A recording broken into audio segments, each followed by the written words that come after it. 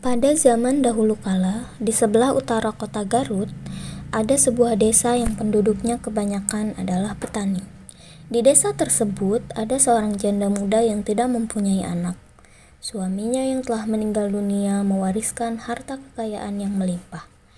Walaupun kaya raya, janda itu sangat pelit dan juga tamak. Karena sifat kikirnya itu, maka masyarakat memanggilnya Baginda Endit, yang artinya orang kaya yang pelit. Baginda Endit juga mewarisi pekerjaan suaminya sebagai rentenir. Hampir seluruh tanah pertanian di desa itu adalah miliknya. Adik-adik, pada cerita ini kita mempelajari materi kelipatan. Kelipatan adalah bilangan-bilangan hasil perkalian antara suatu bilangan dengan bilangan bulat positif, yaitu 1, 2, 3, 4, 5, 6, 7, 8, 9, 10, 11, dan seterusnya.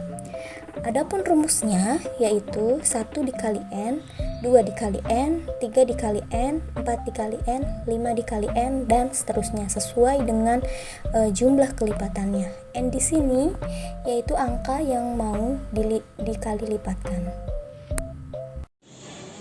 Baginda Endit memiliki tanah pertanian dari penduduk dengan cara memeras, yaitu meminjamkan uang kepada warga dan harus dikembalikan 3 kali lipat dari jumlah yang dipinjamkan dan dalam waktu yang cukup singkat.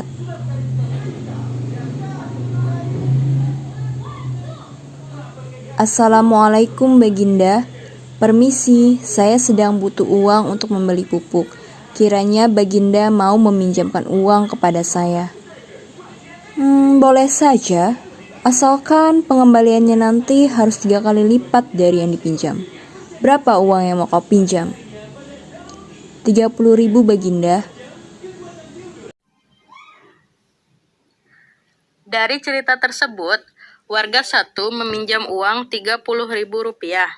Maka warga satu harus mengembalikan uang sejumlah N sama dengan 30.000 rupiah. Sedangkan kelipatannya berjumlah 3, maka 1 dikali 30.000 rupiah sama dengan 30.000 rupiah. 2 dikali 30.000 rupiah sama dengan 60.000 rupiah. 3 dikali 30.000 rupiah sama dengan 90.000 rupiah. Jadi warga tersebut harus mengembalikan uang sebanyak 90.000 rupiah.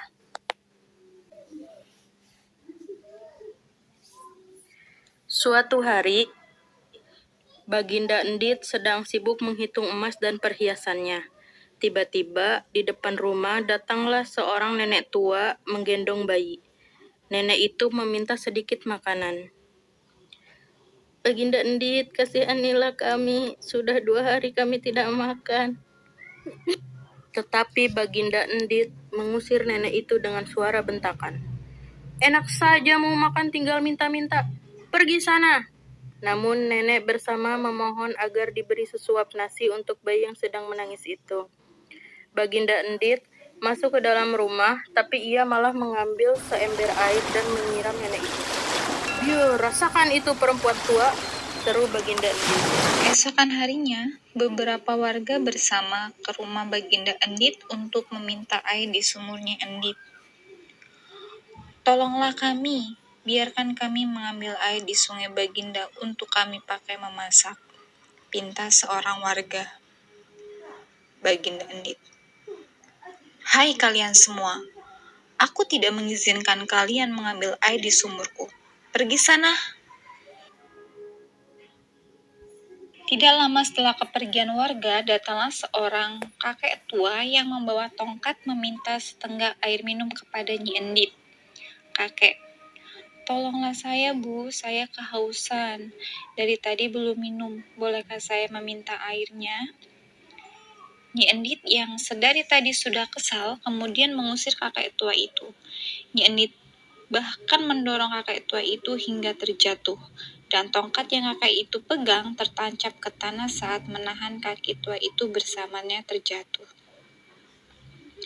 Nyi Endit pun berkata, "Rasakanlah kau kakek tua." Kakek tua itu pun bangkit dan berkata, keserakahanmu akan mencelakai dirimu sendiri. Air akan menenggelamkanmu dan semua hartamu. Nyi Endit hanya tersenyum tidak percaya. Kakek itu pun langsung mengambil tongkat yang tertancap di tanah.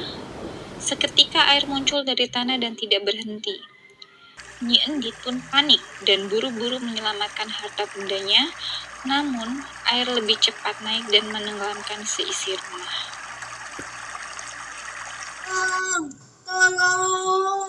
Tolong aku. Aku tidak bisa berenang. Teriak Baginda Endit meminta tolong. Baginda Endit terus berteriak hingga suara menjadi padam.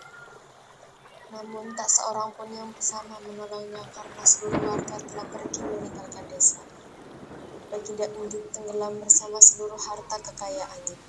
Semakin lama, desa itu terus tergenang air hingga akhirnya lenyap dan menjadi sebuah danau yang luas dan dalam. Oleh masyarakat, danau itu diberi nama Situ Bagendit. Bagendit merupakan singkatan dari Bagindo. Dari cerita tadi, coba adik-adik kerjakan soal ini ya.